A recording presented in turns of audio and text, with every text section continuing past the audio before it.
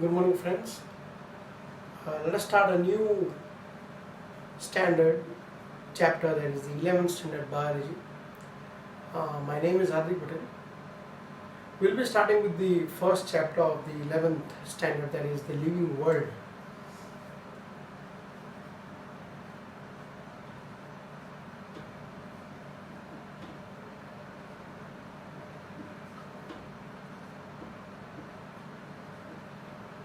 Now, in this chapter, what we shall study, children? We shall study about the living organism. What is the difference between the living and the non-living? Also, we shall seek about what are the parameters that distinguish the living and the non-living. Apart from that, we'll also study the various hierarchical classification of an organism to be classified. And moreover, we shall also seek answer to the what are the rules by which the organism name is being given scientifically. That is the nomenclature, we can say. Now let us first of all look ourselves around the nearby surroundings. You will see n number of organisms or n number of species and the various physical surroundings like rivers, mountains, places, buildings, trees, all those things. And of course the humans, they are being surrounded by each and every other organisms also, and the different species and the animals as well. But it is interesting to know that what in this living world that differentiates the two things, that is the living and the non-living organism. Now, but the basic question that comes in front of us is that what is the difference between the living and the non-living? That is, difference between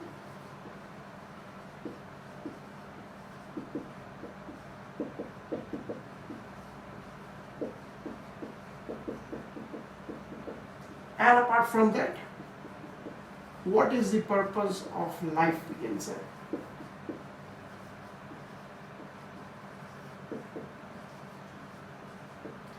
Now, we can find the answer of this first statement, that is the difference between living and non-living. The next one is the philosophical one, so we'll not go into the next one. We shall find the answer of this first one, children. Now, there are various, we can say, life processes being associated with all the organism. Now, in standard 10th, we all have studied the different life processes. Now, what are the different life processes? That is the reproduction,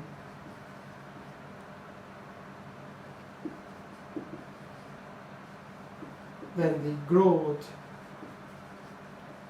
and the metabolism,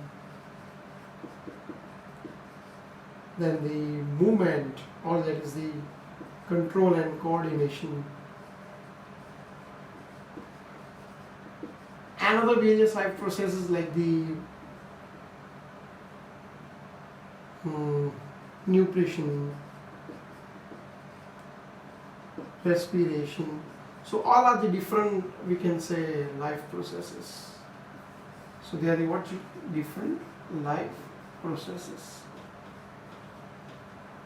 Now, if we want to differentiate between the living and the non-living organism, children, so the first parameter that I wish to take over here is the reproduction, children.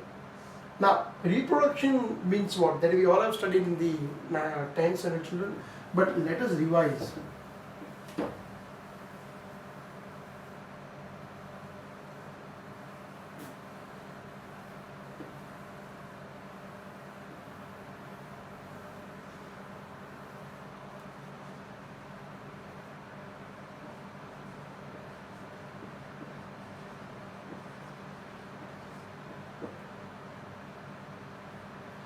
Now, reproduction meaning what, children? Reproduction means is the process by which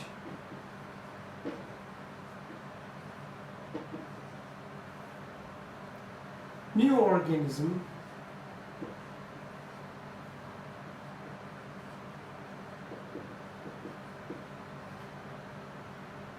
are being produced from the parents. Now, we have studied about the types of reproduction, that is the asexual and the sexual reproduction in the 10th standard. But now, actually, if you want to look beyond the different perspective of the definition of the reproduction, it is also defined as, that is, growth in mass and number of individuals. It is known as what, children? The reproduction also. But over here we have seen the animals, we have seen the, we can say, other organisms that they produce with each other, we can say. Okay. Now, so apart from that, we shall also see an explanation to the various unicellular organism. Now over here, if I talk about the unicellular organism like the yeast,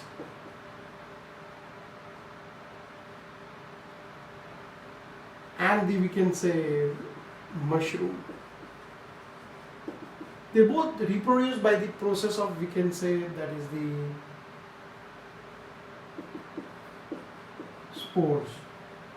On the other hand, that is the hydra, they produce by the process of what, children? That is the fragmentation.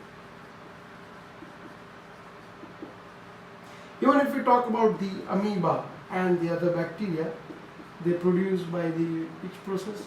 That is the fission. Now, to this extent, we know that the organism reproduce. That is, if you want to how reproduction occurs at the molecular level, just see the number of cells in the slides or in the microscope. You will see that the number increases in a minute or so, or in a few seconds also. In this way, we can come to know that the individuals or the living organism, they exhibit the property of what, children? The reproduction. But on the other hand, the non-living organisms also, they do not reproduce, but they increase in their number. Like we can say, suppose you take a sand dunes or anything, they increase in the mass number, we can say, or a mountain or a peak of sand, handful of sand, we can say, they increase. Now this increase in the number or the mass is also called the reproduction. So now my question is to you people, can we consider this non-living organism living one, or can reproduction be considered as a factor for exhibiting the property of distinguishing a living and the non-living children? The answer would be no. Now look at the other side of the story, children. That is, a sterile man, a sterile human beings, a sterile flower, or a sterile, we can say, animals, they do not reproduce because they have lost the capability to reproduce, we can say. So on the other hand, will the organism reproduce, children? No. So can I say that the living organisms are not considered to be non-living if they do not want to produce, or they are incapability to produce the young ones? The answer will be absolutely no, children. So in that case, reproduction cannot be considered as a factor for distinguishing a living organism and the non-living organism, children. Okay. Now the next one, that is known as the growth. Now growth is defined as the increase in mass and number of individuals will lead to what class? The growth. Now growth can be anything, children. Like we people also grow, like the human beings, that we are a small kid, then we become the teenage, then we become the adult, then the man, and the later on the later development of our human beings takes place. So in that case, we do increase in the what class? Age, but we do not increase in the number of mass. Yeah, we do increase in the number of mass, but to some certain stage and to some certain extent. After that, we do not increase. Like, say an example, we increase in the height, but that increase in the height is only for a limited period only. After that, the organism does not exhibit that type of growth. Yeah, they do grow in the terms of the weight and the mass, we can say. But should we consider this factor as the responsible factor for difference between living and non-living? The answer will be no, children. But on the other hand, if you take the example of the rock particles, the increase in the sand dunes, the increase in the number of the objects and the masses, they would be increase in masses. So can we consider that this organism, we can say, they are considered to be living? No, they are not. And so for this reason, growth is also not considered as the factor for, we can say, the distinguished property between the living and the non-living children. Okay. Now, the next one, that is known as the metabolism.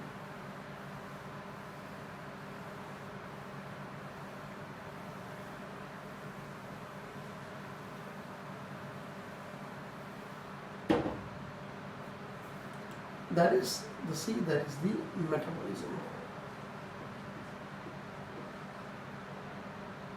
Now, see, if you talk about all the living organism, we can say, so all these organisms, like maybe a unicellular organism,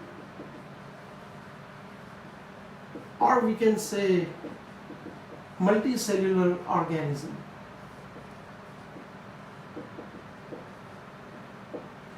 All these organisms, they have the cell. Now we all know that cell is what? That is the structural and functional unit of the life. That is the structural and functional unit of life. Now on the other hand, the thing is that, why I am referring structural and functional unit? Because cell is made up of some structure. Structures meaning it is made up of the cell membrane, nucleus and the cytoplasm. And functional unit meaning it is having the functional property of metabolism. That is, all the chemical reactions which are there or going in the body of an organism is said to be known as the what class? Metabolism. Now, coming on to the structural part. Structural meaning the cell is made up of something. What something, children? That is the structural unit. Now that structural units includes the proteins, lipids, fats, and all the other molecules, we can say. Now all these molecules and the other constituent, they make up the structural part of the cell, we can say. But on the other hand, the non-living organisms, they are also made up of some of the other structures, we can say. But the main distinguished property that creates a difference between the living and the non-living is the functional unit. That is known as the metabolism, children. Now, when I am talking about the metabolism, it is being defined as the sum total of all the reactions carried out in the body is known as what, children? Metabolism. So it is known as what, children? Sum total of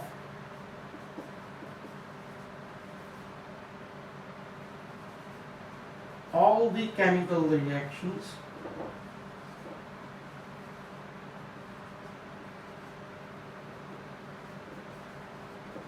in the body is called metabolism. So we can say that metabolism is the short unit or the factors which can be considered between a living and the non-living. Now non-living, they do not have any metabolism occurring in their body, no. And how do we come to know that? By the property of the response and the stimuli. Like if you do pinch me, I'll have some sensation going into my body or into my nerves, we can say. But what if I do touch a wooden object or any other metal object? They will not be able to feel that sensation. So it is that consciousness that leads to the distinguished property of what, children? The living and the non-living children. Okay. Now let us talk about this response and the stimuli in little children. I hope you are clear with all the topics, children, so that it will be very easy for you to learn and read the chapter. And this chapter, it is very easy, children.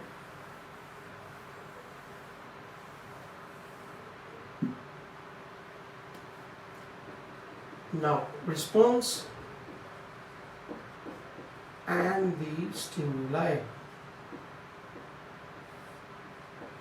Now, response or stimuli, first of all, we'll talk about stimuli, meaning any change in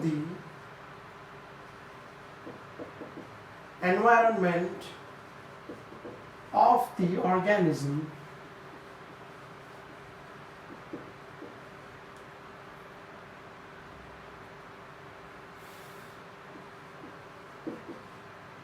due to its surroundings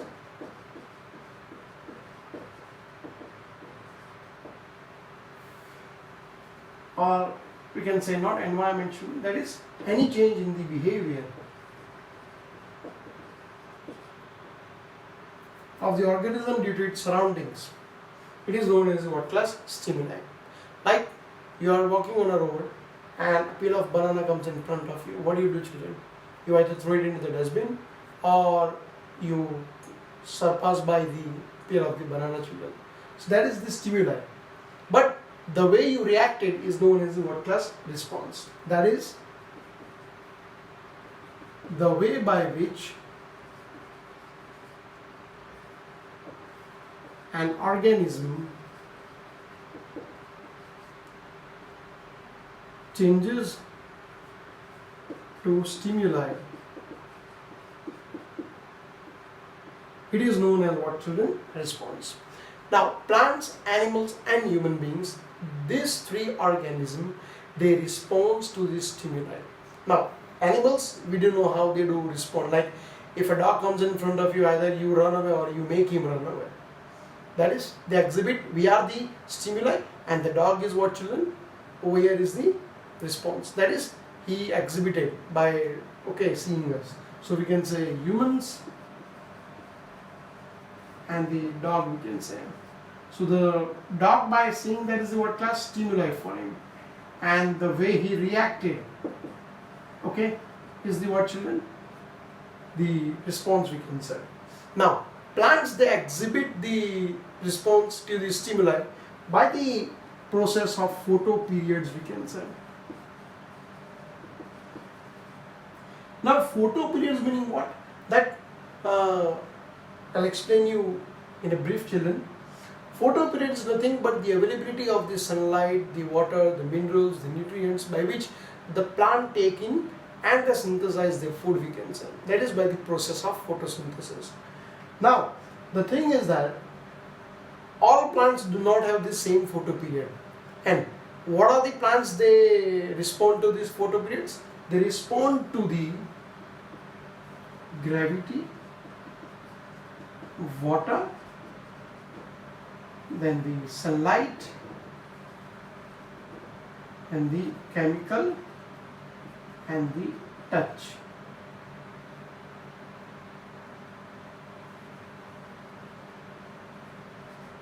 So these are the 5 parameters by which the plants responds. And with this thing, they also differ from the non-living to the living, we can say.